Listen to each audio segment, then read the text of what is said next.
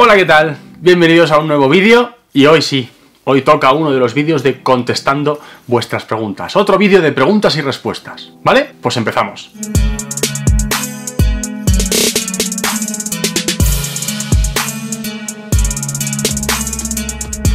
En esta ocasión he recopilado un montón de preguntas que me habéis hecho en los comentarios del vídeo anterior de preguntas. En otras ocasiones lo haré sobre preguntas que me lancéis en redes sociales, como sabéis. En este caso son preguntas lanzadas desde los comentarios en el vídeo anterior, ¿vale? Vamos a ver, me pregunta SantiGamerX, pregunta, ¿los dinosaurios daban leche? Respuesta, no. Y te lo puedo afirmar rotundamente. ¿Por qué? Porque básicamente la lactancia, el hecho de que las madres den leche a sus crías, es una característica que aparece única y exclusivamente en el linaje de los mamíferos. De hecho, si queréis, un día hablamos del origen de esta característica o del origen de las características que hacen a los mamíferos, que nos hacen a los mamíferos, pero básicamente es una característica que solo aparece en el linaje de los mamíferos y no se ha repetido nunca más, y que es un cúmulo de cosas que es muy improbable que se repitan en otro linaje. Y por lo tanto, pues podemos decir con toda seguridad que los dinosaurios no amamantaban a sus crías. Me pregunta Paul Vilaró Soriano. Tengo una pregunta, Paco. ¿Por qué el Troodon ya no es un género ni nombre válido? ¿Qué ha pasado para que se descubriese esto? ¿Y de qué eran entonces los huesos encontrados de Troodones? Verás, Troodon como tal, el dinosaurio, digamos, el bicho que andaba y corría y comía y esas cosas, sigue siendo real, sigue siendo válido. Es el nombre el que se ha puesto en duda. Y básicamente, por resumirlo de una manera fácil, lo que ocurría es que Troodon en su momento se describió, se puso ese nombre en base a dientes, solo, única y exclusivamente en base a dientes. Con el tiempo se descubrieron huesos también, incluidos cráneos o fragmentos de cráneos y mandíbulas que tenían esos dientes, y se amplió, digamos, que Troodon era ese animal, el que tenía esa serie de huesos. Y de hecho hay toda una familia de los troodóntidos, que son unos animales cercanamente emparentados con los raptores, con los dromeosaurios. Tienen aspecto como de raptor, como de dromeosaurio, pero con un morrito más alargadito, son animales más gráciles, más delgaditos, también tienen esta garra en el pie. Pues bien, Troodon como tal durante mucho tiempo fue considerado ese animalito. Pero en principio, en origen, como tal, estaba definido solo por las características de sus dientes, que son dientes muy pequeñitos, con una curvatura muy concreta y con una serie de dentículos, de como bordes aserrados, donde estos dentículos eran muy grandes y muy evidentes, eran muy visibles. Bien, lo que ha pasado con el tiempo, con el descubrimiento de muchos más restos de troodóntidos, es que se ha visto que básicamente los huesos que se consideraba que eran de Troodon eran en realidad de dos formas diferentes. Digamos que tendríamos que tener Troodon y otra especie muy cercanamente emparentada, pero que son diferentes como tal. El problema es que no puedes llamar a Troodon ni a una ni a otra, porque los dos tienen características de Troodon, porque Troodon, recordemos, solo está definido en base a los dientes. Si los dos tienen características de dientes y son lo bastante diferentes como para ser géneros diferentes, significa que las características de Troodon que le definían como género no son válidas, que aparecen más extendidas en todo un grupo de animales, en todo un grupo de estos dinosaurios, y que realmente no sirven para definir un género. Y si un género está definido en base a características que luego se ve que no son válidas porque están muy extendidas, ese nombre deja de ser válido. Las dos especies resultantes que digamos que recogerían el testigo de Troodon son Latenivenatrix y Stenonychosaurus, que si tú ves las reconstrucciones o sus esqueletos verás que son prácticamente Troodon, o lo que decíamos que era Troodon. Pero básicamente es eso, que el nombre no se puede seguir usando porque estaba definido en base a características que están muy extendidas y que por lo tanto o todo es Troodon y se ve que ahí sí que hay géneros y especies diferentes, o Troodon no es válido. Y eso es lo que se ha propuesto. Me pregunta Valentino: hola Paco, te quería hacer una pregunta sobre si se ha podido estimar cuánto pudo haber vivido un dinosaurio. Me refiero a cuántos años podían llegar a vivir. Bueno, me deja una segunda pregunta de ¿y si te animarías a comer uno como un brontosaurio? A ver, sobre la edad, gracias al estudio microscópico de los huesos de dinosaurio podemos llegar a saber si eran jóvenes, si eran más mayores, si eran muy maduros en el momento de morir. Incluso hay veces donde sí que se conservan bien los anillos de crecimiento anuales.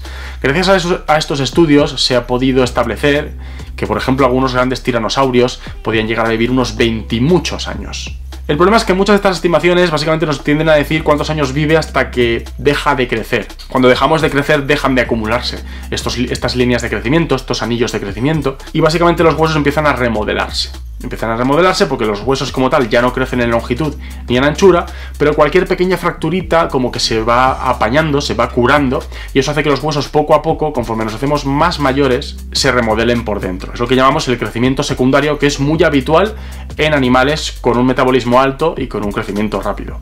Entonces se ha estimado que que los mayores tiranosaurios podían haber vivido unos 20 y pico años. Creo que a Su le habían echado unos 26, 27 años, pero bueno, yo creo que es muy probable que viviera alguno más, porque ya te digo, hay una serie de años que no quedan ya registrados. En cualquier caso, hay muchos casos en los que no podemos realmente llegar a contar los añitos que llegan a vivir.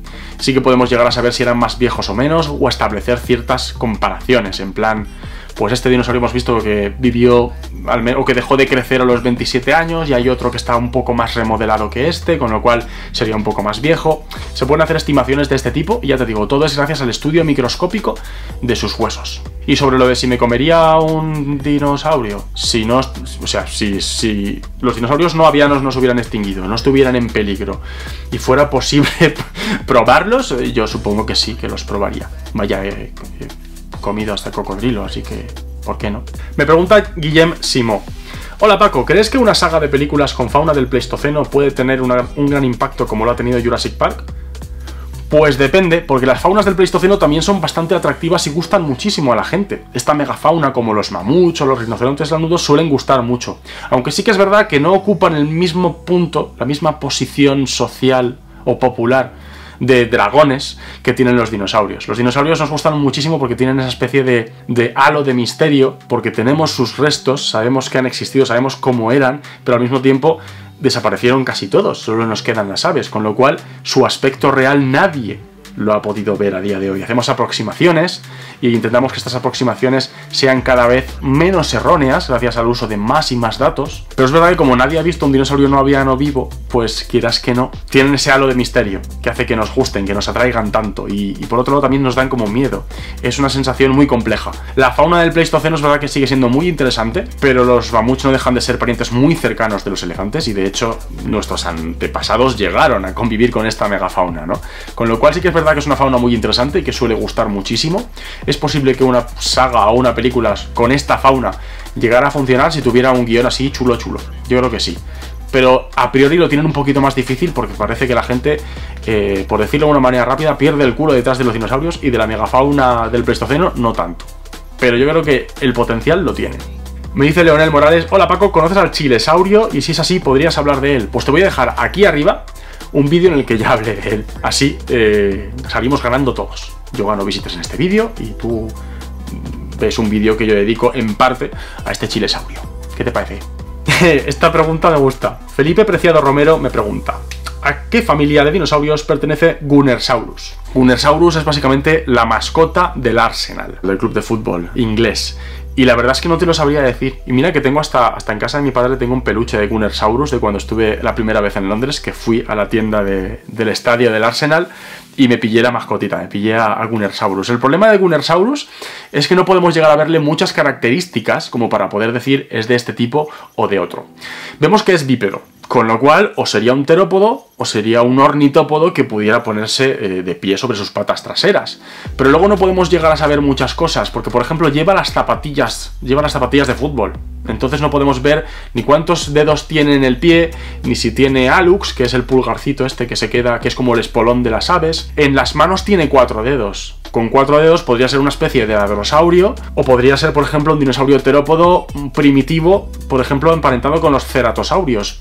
Entonces no lo sé, es como muy redondeado, muy redondito, muy peluche, con lo cual no tiene las facciones muy marcadas, de ahí que me atrevo a decirte que igual es hasta juvenil. Porque no tiene las facciones muy marcadas, las características de su linaje no las tiene muy marcadas, con lo cual igual es un juvenil y por eso nos está liando un poco, diría yo. Anda, que menuda pregunta, me ha encantado. Raúl García me hace una pregunta que es muy interesante y creo que contestando a esta con detalle voy a cerrar ya este vídeo. Me pregunta: ¿por qué hay fósiles que después de desenterrarlos se encuentran incompletos? Ya que hay fósiles a los cuales les falta la cabeza, patas, brazos, entre otras cosas. Saludos, me gustan mucho tus vídeos. Pues muchas gracias, Raúl. Y te contesto fácilmente.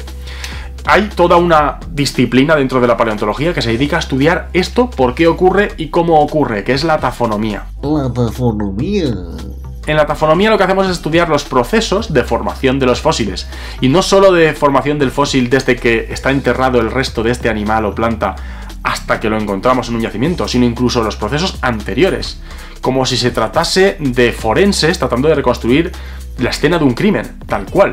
¿Y qué pasa? Que en plena naturaleza, los animales, por ejemplo, hablando ya de animales y de vertebrados en concreto, en plena naturaleza, cuando un animal se muere, pues no hay nadie que en principio lo entierre.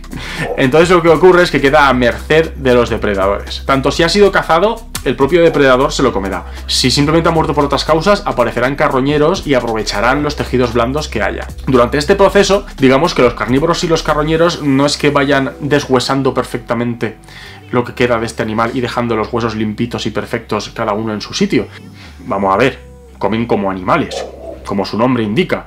Y básicamente durante el proceso de alimentación de estos carnívoros, de estos depredadores o de carroñeros, ya se pierde gran parte del esqueleto del animal. Aparte, suelen estar a la intemperie, a la merced de los elementos, de la lluvia, del viento, inundaciones, avenidas, cualquier cosa. De manera que muchas veces, cuando llega a enterrarse en la orilla de un lago, o en el fondo de un lago, o en un río, o en una orilla de una playa, cuando en cualquier sitio donde hay una sedimentación, donde se van depositando barro, arena y todo tipo de sedimentos de manera constante que se pueden quedar enterrados estos restos, cuando por fin quedan enterrados, ya quedaba poco del esqueleto original, de manera que solo tenemos el esqueleto completo en aquellos casos en los que este animal o ha muerto directamente al ladito de donde queda enterrado, o ha muerto y no se lo han llegado a comer mucho y de repente pues igual con una inundación se ha enterrado, o directamente cayó en el lago muerto y se hundió rápidamente y no llegó ni a que se aprovecharan los carroñeros de su cadáver. Solo en casos excepcionales llega a estar el esqueleto completo. Lo normal es que los depredadores, los carroñeros, los descomponedores, incluso los agentes climáticos hagan mella en ese esqueleto y por eso no los tenemos completos. Ya te digo, hay una disciplina entera dentro de la paleontología, hay todo un ejército de paleontólogos especializados en analizar este tipo de cuestiones como si fueran forenses, tratando de reconstruir qué le pasó a ese ser vivo desde el momento en el que se produce el resto como tal, o cómo ocurre que se produce ese resto, si es una hoja que se cae, si es un cadáver que es comido, si es comido o no es comido, si es carroñeado, si se queda enterrado de una manera u otra. Todo esto se estudia un montón. Y nada, con esto yo creo que ya tengo bastante para este vídeo. Mejor quedarnos con ganitas de más y así pues os hago otro dentro de poco. Y nada, desde aquí muchísimas gracias a todos y todas por vuestro apoyo. Os recuerdo que podéis dejarme aquí abajo vuestras preguntas para futuros vídeos. Y muchísimas gracias a todos y todas los que estáis echando una mano activamente al canal, ya sea como miembros del canal, como miembros de Patreon o con donaciones puntuales, y sobre todo a los que comentáis mucho mis vídeos. Porque ya sabéis que a mí, que me comenten mucho los vídeos y que comenten mucho en la ventana de comunidad, me ayuda muchísimo. Y ya está. Muchas gracias y nos vemos en el próximo vídeo. Hasta luego.